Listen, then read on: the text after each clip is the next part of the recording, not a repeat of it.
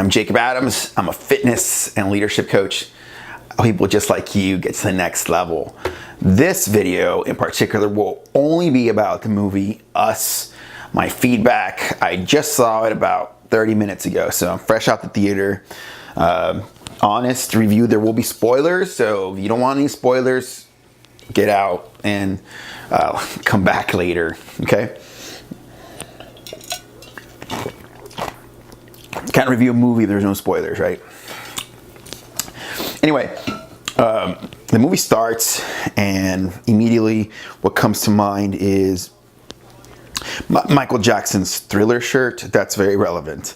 The Michael Jackson's Thriller shirt is relevant because, I don't know if I should start going right into the spoilers here, but for me, one of the key anchors in the movie was Michael Jackson's Thriller shirt.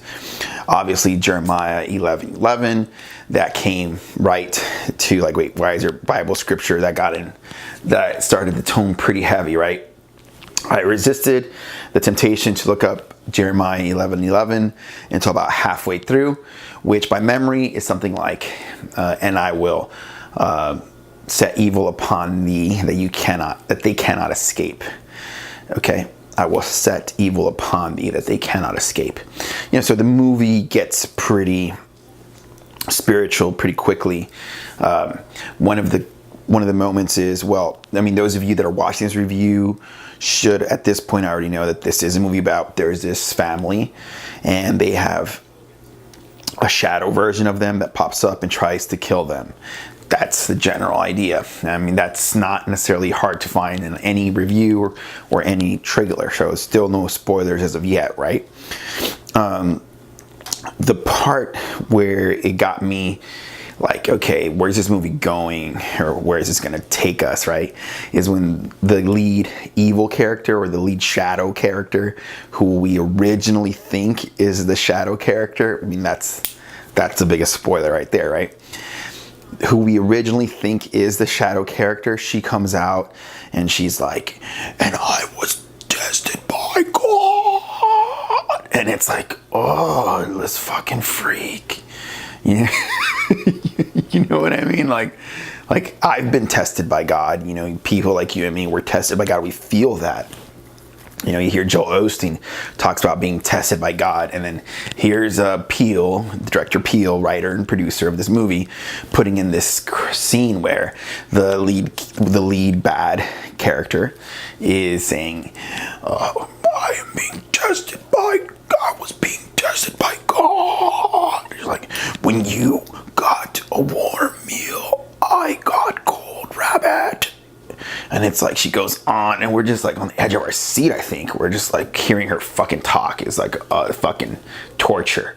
Like, hearing this woman talk is both the coolness of her and the torture. Like, that is the most torturous thing in this movie, is hearing the shadow, the lead character shadow talk.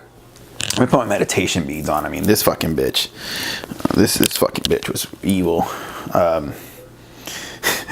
Ugly ways of talking. So my biggest takeaway is, if you wanna learn how to talk like a villain, slow it down, speak very slowly, and open your mouth and talk like this, and then make fucked up, and the more fucked up and deranged your eyes could look, like something you could be like, oh, no, like, it just really sells it. It just really sells it. So, fuck, man, that movie. Okay, in any case, saw that, this crazy bitch, and then, you know, they end up fighting for their lives, which is, I mean, that's a thriller of it. That's Michael Jackson's Thriller, which is the key shirt. So we're about to embark on the thriller. So that I just made that connection there. Here goes Michael Jackson's Thriller. You know, it's hard to avoid the satanic Illuminati overtone of the video. Like, they bring up conspiracy theories that, okay, so they're driving in the back of the car, right? Before they meet the shadow people, before they meet the shadow selves, the daughter kind of plants the seed in your mind. Okay, hey, there is, did you know the government puts fluoride in the water to dumb people down and control them? And then she goes, oh, I forgot, no one cares about the end of the world. So it's like, okay, so open loop. I guess we're headed towards the end of the world in this, this is the frame. There's the seed, the foreshadowing is, people don't care about the end of the world, and therefore the end of the world is near, right? There's the frame. Great. So we start seeing our first encounter with this really is, like I said, when the woman, the key shadow lady, starts talking. And then we're like, okay, this shit's fucking real. Like, there's this crazy bitch on a couch talking really weird, really slow, like she's fucking not all there. But yet she's fully aware of her position and her intent. And it is evil, right? Or at least that is our current understanding. So we're like, okay, fuck it. And so then they try to get away. They succeed to an extent. He kills the first version. The dad kills the first version of himself. Okay, great. Yay. And sooner or later, when they finally put the first house on lockdown where they kill the evil white family, and they're like, okay, we've got things on lockdown. Then they're like, realize, well, why can't we get a phone call out? Okay, well, 911's down. All right, so what does that mean? Well, let's just check the news. Oh, people all over the world have shadows coming out from the fucking tunnels, and they're killing everybody. Okay. And so, time out. That right there is the moment, or I'm going to fast forward to the conclusion. So that right there is okay. So then what's happened there is, to my understanding, the shadow people were cloned by governments, and the shadow aspect of themselves was put downward in the tunnels. The tunnels, which we were told at the beginning of the movie, are empty. No one knows why, and there's all types of tunnels throughout the United States that are empty. We don't know really why they're so empty. So it's sort of like a mysterious fact. Okay, well, there you go. Now you know a mysterious fact. That fact, comes to surface, quite metaphorically and literally. That fact comes to the surface when these people are fucking here to kill people now. Okay, they came out, these literal clones, these shadow clones, share the soul. They're tethered, okay?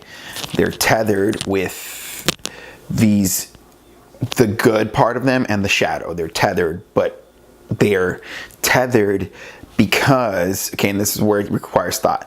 They are tethered because something along the lines like they can't have two souls. There can only be one soul. So this is like maybe a social commentary.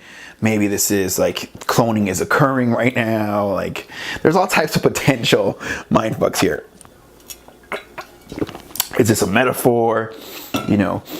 This is a rabbit hole. Like, there's all these types of things. Like, so is the government fucking cloning people right now? Is the government cloning people? Is that a thing? I don't fucking know. You don't fucking know. Shit, it's supposedly possible, right? You could clone a dog if you pay $100,000 to some people in fucking China. I don't know. You can clone your dog. Who knows? Weird facts. Like, we've come to permeate, like, gather these facts as we've gone through the earth, right? Cloning is available for some animals. Dolly was cloned, the fucking sheep, back in 2000 and I don't know, 2000. Who knows, right? So that was many years ago. So, are there clones going out in the bottom of the United States? Should we follow the white rabbit of this idea? Gee, who fucking knows? That's sort of the research aspect. Like I saw the movie 30 minutes ago. Now I gotta research this, right? It's too many. There's too many open loops now. Like, is this just a great movie to discuss on YouTube and say, go watch it? Like, personally, would I watch this movie? Are you? The verdict is, if you want to feel fucked up, because it's not a pretty ending. Those of you that have watched it, I mean, the lady who we thought was the hero, in fact ends up being the real shadow who has all this time been living among us. And it's like, this is the kind of movie that you need to see again, and then pick up clues that you missed the first time, because then once you know, he's been compared to M. Night Shyamalan of our times. I think one reviewer mentioned it like that, and that's why I saw it. It's like, it's a plot twist that, okay, the lady at the beginning who we thought was the good version ends up being the mastermind, or like maybe she had trauma. Maybe she had blocked out the trauma or something like that. And she all this time thought she was good. Like, it's kind of weird. Like, was she, I don't think she was in control of it. Like, she originally switched. She got the good version of the girl there at the dock. She switched with her.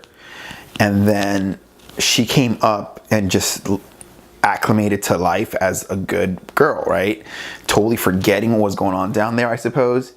But the girl that was originally good was down there, both being the shadow and the light. Like, so she was in the shadow world, but as the light version of her, right?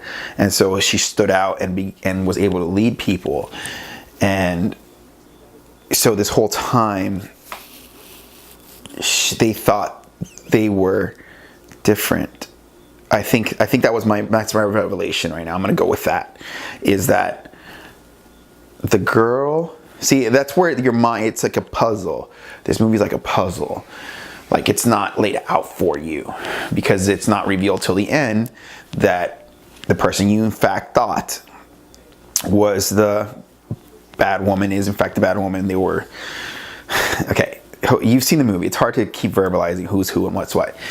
But yeah, so that's my current conclusion, is that the woman that was, when they were little girls, the shadow little girl, she took the girl from up here and she chained her to a bed, and she put on the Michael Jackson's Thriller shirt, and she came back up to the light, to the outer world, and her parents took her in, and they were like treating her like, they thought there was something different about her, but they just let it go. Okay, we're gonna raise her like our little girl. And then she started dancing, and then so here's the shadow girl up. The girl that was originally down there, she's now dancing her life upstairs, expressing her art or something. I suppose. Oh. Okay. So that's my current aha moment. Okay. So I'm thinking that the girl down there, since she still had the ability to control herself. See, usually what was going on is the people up in the outer world were controlling themselves. Okay? But see, now that girl's down there and she's dancing on her own. She's running her own show. And she's able to tell people what to do. But I suppose she forgets that she was originally up there. I don't know. They both forgot. That they were from each other's world or something. Because they never confront each other and say, we switch places. Like, you switch places with me. Like, they never confront each other. It isn't till the movie's ending where the key character, like, she has a flashback or something. So I don't really believe that she was in full control of the whole situation. I think it was like trauma blocking going on. My little theory, just trauma blocking occurring here. Okay, so far so good. Please comment your thoughts on what you think might have been your theory on this. Like I said, it's kind of like a puzzle thriller / situation. Like I said, the most painful part for me was, why was that woman talking like that? Fuck. Like, imagine if I mean, apparently people that are up here in the light, we speak with fluidity and sort of like humor and personality. But I guess when you're down in the shadow realms and the tunnels eating rabbit, you start slowing down. You know, you know what I mean? It's like, what the fuck, dude? Most fucked up part is that part. Like, who are these shadow people? I have a clone down there. Very disgusting. Very disgusting to think that I might have a clone down there in the tunnel somewhere. Very disgusting. Very, very, very ugly thought. I don't want that. And in any case, yeah. So, I mean, for the most part, it's a battle about the shadows. And then there's little plot twists. Like, the boy ended up also being down there, and he was switched. All kinds of shit. You know, there's all kinds of little twerks and tweaks and puzzles, and I don't want to watch the movie again. I'd watch it with like somebody to fucking get scared with them or some shit, or watch it for the second time, but I'm in no fucking rush. I don't watch movies like this too often. Last movie I reviewed was the Lady Gaga's Star is Born with Bradley Cooper. Amazing movie. Which of the two do I love the most? Lady Gaga's by far. This one, damn, it's fucked up. Like, I'm gonna get a little piece of chocolate and sort of soothe my pain from that shit. Cause what the fuck? I'm gonna get on YouTube. I'm gonna see what other people are saying. Cause, dude, no sir. Overall, in closing, what's my thoughts?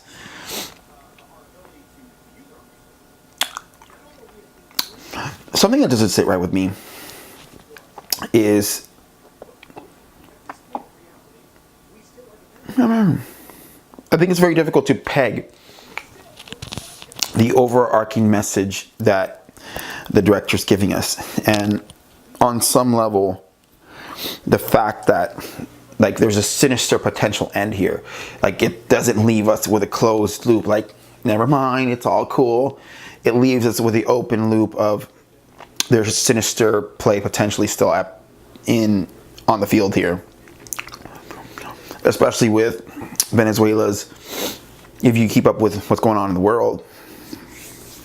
I mean, you don't have to be obsessive about this, but a little knowledge of knowing, okay, well, Venezuela's dictatorship is like hurting their people, and like their people are dying and he's oppressing them. The idea that government can in fact have an ulterior motive is not far-fetched. Further still, Michael Jackson's movie, or the movie about him, about leaving Netherland, where he was touching little kids, and how people, it was very grotesque what was being said about Michael. For him to kind of bring this up, not saying they were timed, but the alignment, which is one of the themes in the movie, their alignment of this, it's like, very distasteful. Like, Michael Jackson had to be brought up, fucking not the time, but I don't know, as there are ties to Illumanati, both to produce this movie and or is a questioning of a hidden hand. And I think that's what the overarching true, I mean, really, that is the true motive of this movie, is to leave us with a question mark, a mystery of, is there a hidden hand, a deep state that connects it all together? Venezuela, pedophile gate, Michael Jackson, Illuminati, devil worship, and apparently fluoride in the water. Is there a thread that connects it all together? I think that this movie, infantile, you know, like third trimester abortion, like shit like that, like all this shit that is currently like the grossest part of like government, is that all connected? I think that's what this proposes, and the answer could be yes. So this is Jacob Adams. We'll see you next time. Post your comments. your theories below.